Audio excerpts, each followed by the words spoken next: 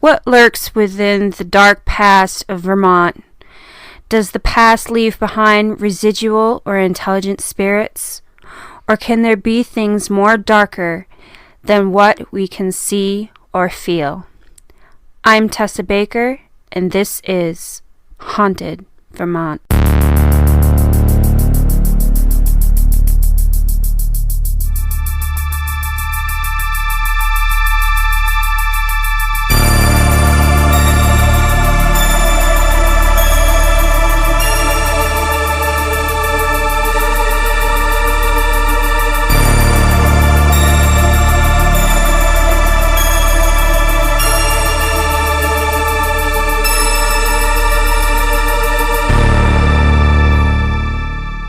Hello everybody, and welcome back to another episode of Haunted Vermont. I am your hostess this evening, Tessa Baker, and tonight's subject that we will be talking about is Emily's Bridge.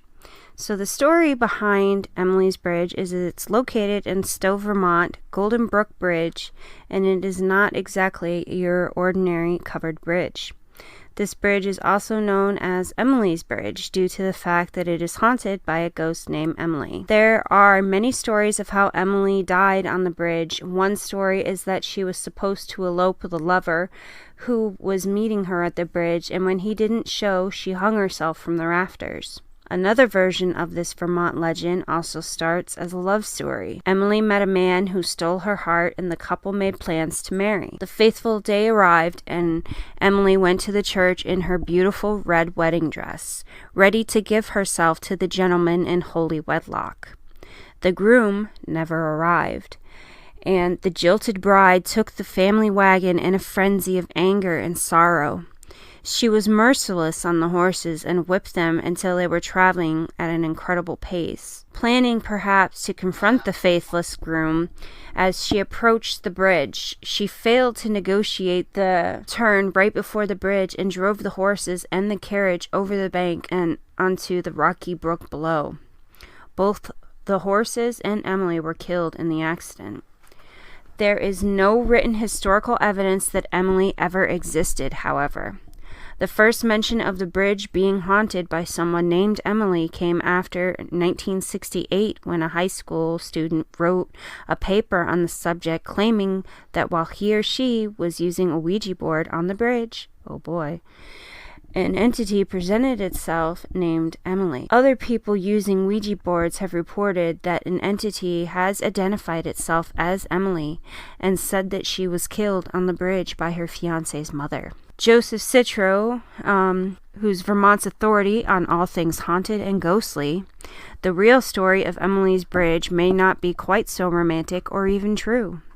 In an interview with Obscure Vermont, Joe told Chad Abrovich the following: "The story of Emily's Bridge doesn't go back to the 1800s, but rather much more recently in the 1970s. A woman by the name of Nancy Wolfe Stead claimed that she was the one who created the story of Emily to scare local youth. There was a swimming hole somewhere near Stowe and Morrisville. She remembers making up the story of the bridge to amuse the kids.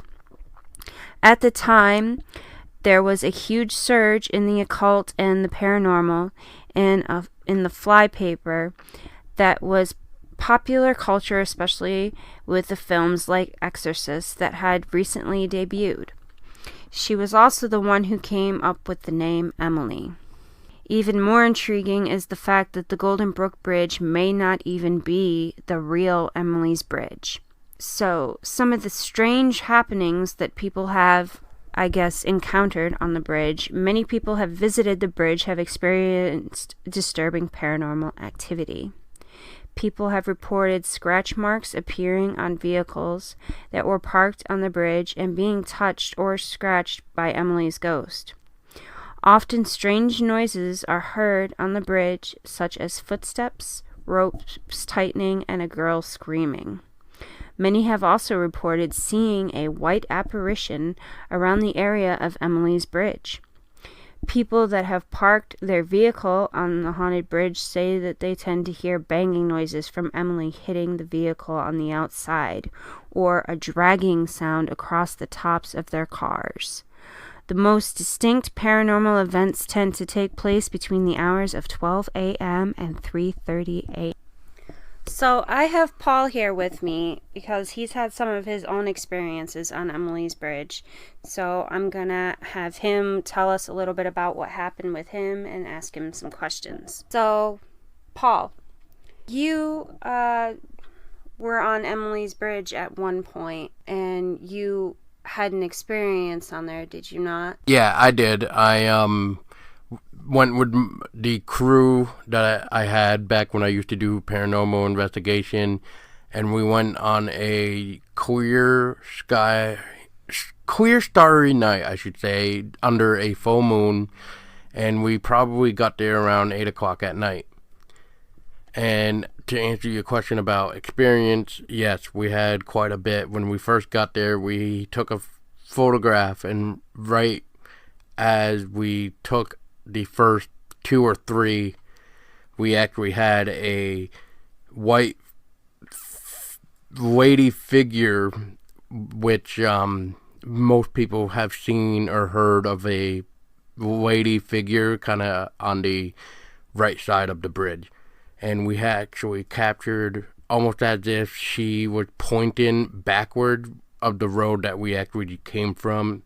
And then on the next photo that we got, it looked like she was almost as if she was fading away. Wow, that's pretty cool, actually, for capturing some photographic evidence. People have said to have accrued scratch marks, or have had their vehicles scratched up. Isn't it true that something similar happened to you? Yeah, we actually tested the whole series out, and what we actually did was we put my friend's car on the bridge, shut it off, and, waited a couple minutes because it supposedly said if you wait, you can almost hear or see as if, like, somebody is walking around your car. And you are also told that your car can even be scratched. And sometimes the area will be foggy or almost as if like there's a mist going on within the bridge, and we never had that. But when we started back up the car, which I think that was another thing where sometimes you can't even start your car when parked on the bridge, but we were able to start it, back it up, and my friend actually had a couple scratches on his hood that was not there before. There was also a couple other interesting things where I guess you could say it's very hard to explain because I actually have some a video that I took just to help record our experience. And mainly what I'll say before the audio takes over is just to have you guys understand the video is this is a warm July night, and usually it's around 50, 60, I think it was, maybe 70, and anyway, it was above the temperature where you should not be seeing your breath, and usually around seeing your breath, the temperature has to be around 20 or below, I want to say, really. And we could actually see our breath on the bridge itself. July 3rd, I have no freaking idea what time it is right now. It's me and Kelly. We're about to do some DVR sessions, and Dan, I don't know if you can see Dan. Dan! He's taking some pictures, so we're going to see if we can catch anything. Holy crap. I can see my breath. It just got cold. Hello, I'm Robin Leach with a voice so loud even animals go, who the f*** are you? Dude, you're not cold? Yes, are you cold? Okay. All of a sudden it just got... Look. Yeah, I know. Actually, do that again. I want to see if I can... Yeah, it seems like you can't really see it, but okay. We are... On the count of 3? We are breathing. 1, 2, 3, breathe.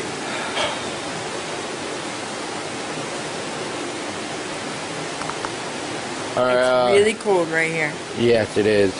It's colder. Can I- Cold enough to see your breath in the middle. Oh, there's a cold difference over here too. Alright, I'm stepping outside of the bridge for a minute if I can see temperature wise. Alright, maybe it's not so bad. Maybe it's just the temperature playing with us. Alright, anyway. Time to start DVR session 3. Dan or Kelly, you may start. It's at the very least 60 out. 57 degrees. You don't see your breath at 57. No. Alright, who wants to start? Let's check the Weather Channel. Find out what the temperature is where we are.